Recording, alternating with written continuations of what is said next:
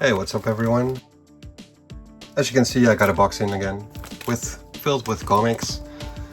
Do I know what's inside this box? I'm not 100% sure. It could be some Batmans, but I think it's a mixed 70s and 80s set, which I specifically bought for the Avengers comics and some Teen Titans comics. I was supposed to only collect new Teen Titans, but I couldn't resist buying this lot. I'm trying to open the tape right now to see what's inside. I'm pretty sure it's the mixed lot.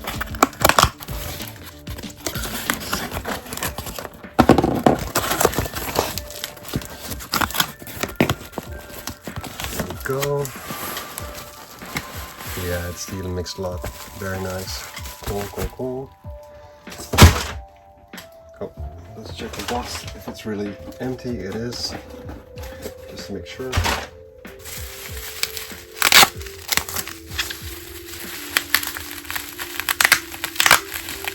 People who know can already see that it's an Avengers issue. I think it's done by John Byrne. The art might be by George Perez or Carmine Infantino, which is an artist I don't see a lot, but back then I really liked the art. I think it's John Byrne, but like sort of the early days. It doesn't really look like the John Byrne art I'm mostly familiar with, but I'm not 100% sure. You see a little bit of damage here on the side. Cracks, little fold here.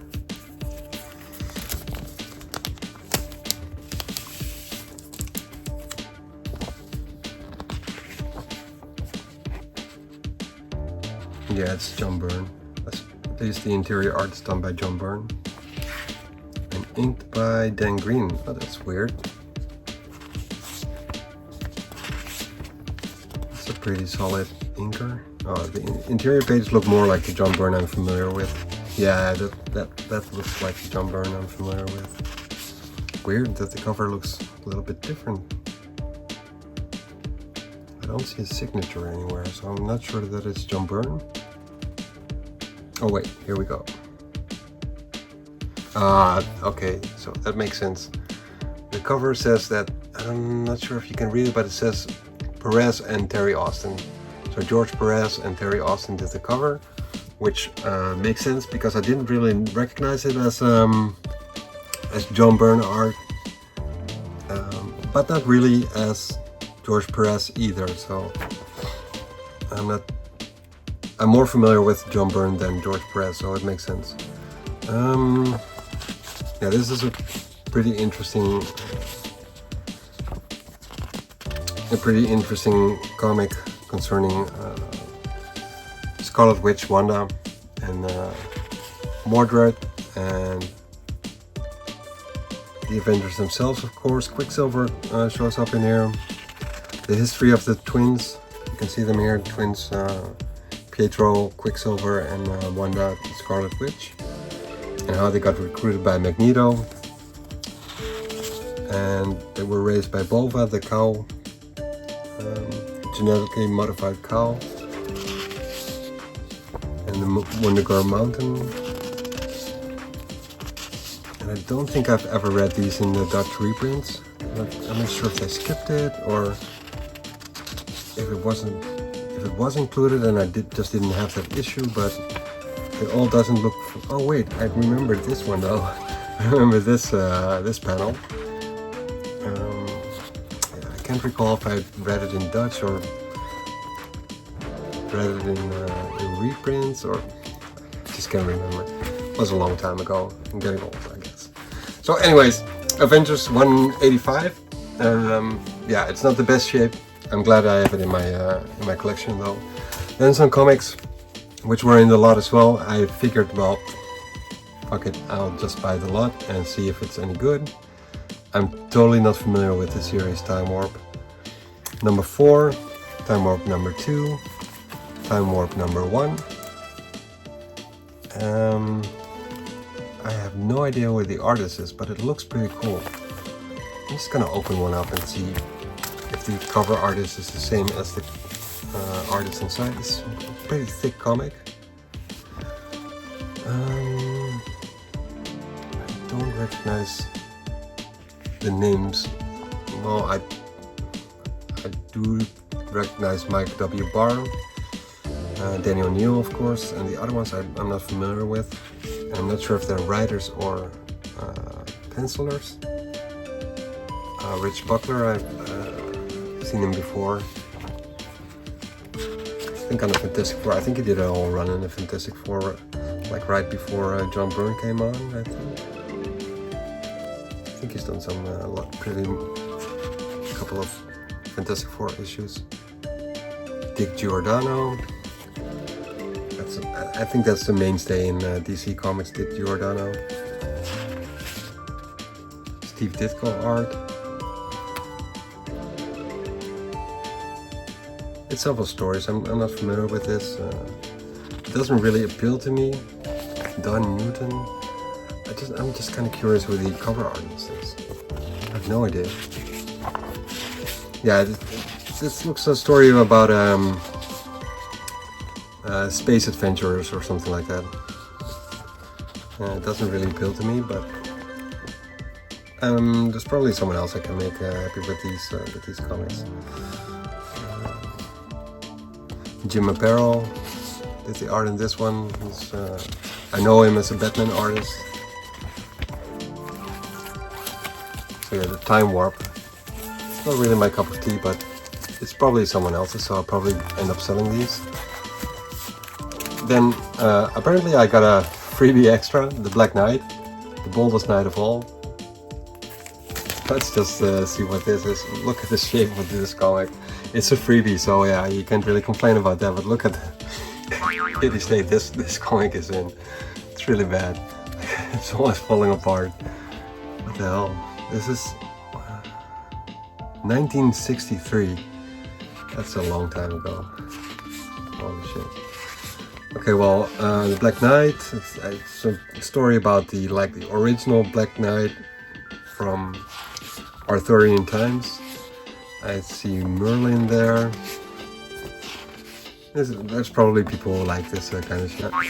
It's not my cup of tea. I'm more into superheroes and these Nighty Night swashbuckling chivalry guys. But anyways, it's a freebie. It might end up somewhere in the trash. I might send it to someone who would really like to get this from me. I'm not sure what I'm gonna do with this, but it's a freebie, so I'm not complaining, right? Then we have the Teen Titans, numbers 46, 49, and 50. And what's this? 53.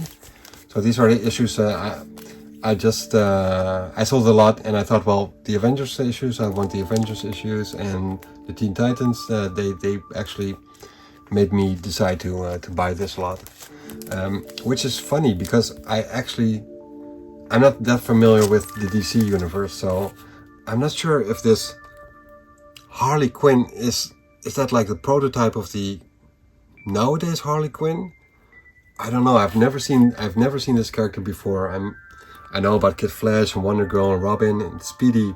I wouldn't know his name if you show me his picture. I wouldn't know his name. But Harley Quinn, that one, I'm kind of curious if that's like the prototype of the current Harley Quinn. I have no idea. No idea. But these comics, they look in a pretty good shape, so I'm very happy with these. And then we have another Avengers, 192 and a 193. Yeah, these are not in the best of shape, but I think I need this issue to complete my series, or complete my series, I wish, to fill a gap in the runs I have. This one I don't have, so that's a totally new addition to my collection. 192, 193, 201, and then we have some comics which were in the lot as well, and I just figured, well, fuck it, let's just get the set, and I'll see what I do with these kind of comics. I'm pretty sure there's people who actually collect these, like these. Jerry Lewis, Avengers of Jerry Lewis, I have no idea what to expect of that. Then we have an Iron Fist number 9. I kind of like Iron Fist. I'm not a massive collector of Iron Fist, but I'll get the issues if they're in the set, or if I see a separate issue which is pretty cheap. What's too bad about this one is that it has a tear in the bottom of the issue. As you can see, there's a tear right there. But it's issue number 9. It's an issue which I probably won't come across for a cheap price. So I'm very happy with being able to add this to my collection, even though it's in a pretty bad shape. I don't care. The cover has been done by Dave Cockrum, as you can see here, but the interior art is done by none other than John Byrne, and it's written by Chris Claremont. So I think this might actually be them as a duo before or after Uncanny X-Men. I think because it's 1976, so that's I think this might actually be before the Uncanny X-Men run of Chris Claremont and John Byrne, but I'm not 100% sure about that. Anyways, it's an Iron Fist issue done by John Byrne, and I didn't have this. It's a nice addition to my collection. So, yeah. I might upgrade it eventually, but no rush with that. Then we have a pretty random Marvel's Greatest Comics, starring the Fantastic Four. Always welcome. It's, I'm gonna open this one. I'm not sure if this is reprints. Yeah, it's a reprint. It has originally been presented in Fantastic Four 66. I already thought that it was Jack Kirby art, but I wasn't sure. But apparently it is by Jack Kirby. So I guess this was a reprint run of Marvel, of the oldies. I certainly don't have the original, so this is a nice addition for now, until I get the original, and then I might be able to make someone else happy with it. Not why I bought the lot, but it's still very nice to have. It's a classic cover, of course. Then we have Spectacular Spider-Man 147. I'm not 100% sure, but I think this is the first appearance of the Demogoblin, which is an issue which happens during the Inferno saga. Very good shape. A little smudge here, but nothing bad. Looks pretty good.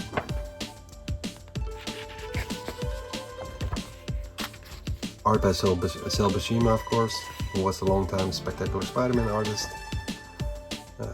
Someone whose art as a kid I really disliked this art. It's way too straight lining and not that much curves, more corners than curves. I didn't like it as an art. I didn't like Sal Buscema as an artist on Spider-Man comics, especially when he had Todd McFarlane on The Amazing Spider-Man, and Alex Saviuk, who was a more solid artist on Web of Spider-Man, and then this. But now, when I look back on it, I guess as a kid I didn't see how cool this art actually is. It has something artistic to it, but I can understand if people say that it's very ugly. But yeah, you can see emotions in people's faces and stuff like that, and I guess it needs sort of an acquired taste. I'm not sure what happened, but as a kid I didn't like it. Nowadays I look, maybe it's a little bit of nostalgia as well. I don't know. Maybe some of the viewers had it as well, that when they were younger they didn't like the style, and now when they're older and taking a second look at it, they like the art. Maybe I'm not alone in that. Maybe other people have it as well. Yeah, here we go. That's the new version of the Hobgoblin.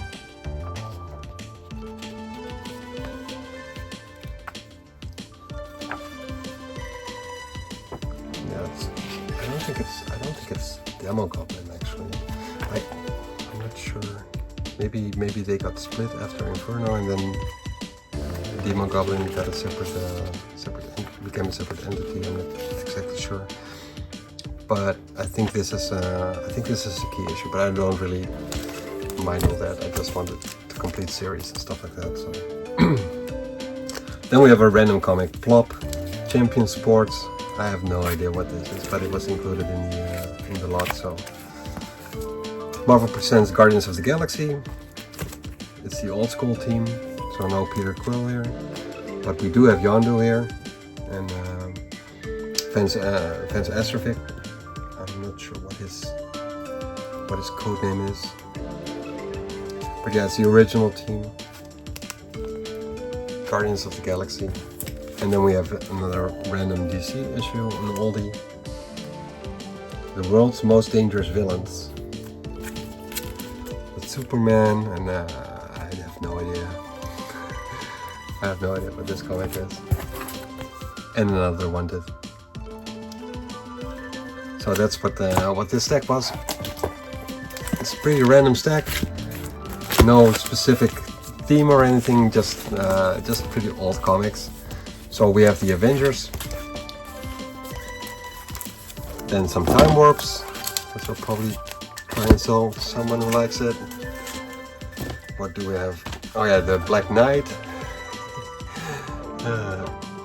If anyone wants this issue, just drop me a line and we'll see what we can do. Then we have the Teen Titan issues, which I'm happy with these. I would have probably, if I saw them separately, I probably wouldn't have bought these, but because they came with the Avengers comics, they are a nice addition to my collection. Then we have other Fantastic Four Avengers issues, 185, 192, 193, and 210. And what else? We have an Iron Fist, Jerry Lewis, the reprint of the Fantastic Four, Spectacular Spiderman, the Guardians of the Galaxy, and then the old school random DC comics, Plop, Champion Sports, and 2 Wonders. I have no idea what I'm going to do with these issues, but I guess I'll figure it out. Anyways, that was the contents of the box. I hope you enjoyed the video, and see you around for the next unboxing. Thanks for watching.